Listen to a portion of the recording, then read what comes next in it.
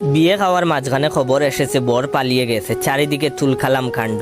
এইদিকে আমার প্লেটে মাংস কম পড়েছে, চারিদিকে চেয়েও মাংস নেওয়ার মতো কাউকে পেলাম না। অবশেষে অনেক উকিঝুঁকির পর দেখি কন্যারে গিরে সবাই দাঁড়িয়ে আছে, প্লেট হাতে নিয়ে বাবুর্চি টাইপের এক লোকরে বললাম, ভাই সাব গরুর মাংসের হাড়ি কোথায়? সে আমার দিকে তাকিয়ে কর্কশ স্বরে বলে উঠলো, ছেলেও উদাও হয়ে গেছে আর আপনি খাবারের পিছনে এখনো পড়ে আছেন। বুঝলাম না, ছেলে গেছে তো কি হয়েছে, আমারে দাওয়াত দেওয়া হয়েছে, আমি খেতে এসেছি।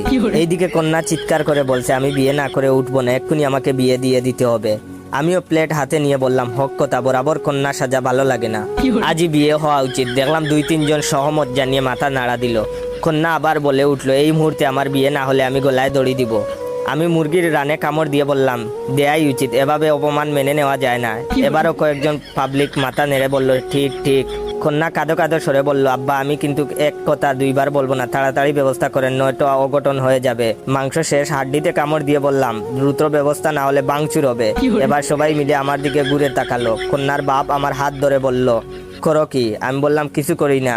মাংসের হাড়িটা কোথায় বলতে পারবেন? সে টাইট করে হাত চেপে বলল, টাকা 2 লাখ দিব, ব্যবসা করবা আর এক্ষুনি আমার মেয়েকে বিয়ে করবা। আশেপাশের সবাই বলল, ঠিক ঠিক, বিয়ে করা উচিত, সহমত।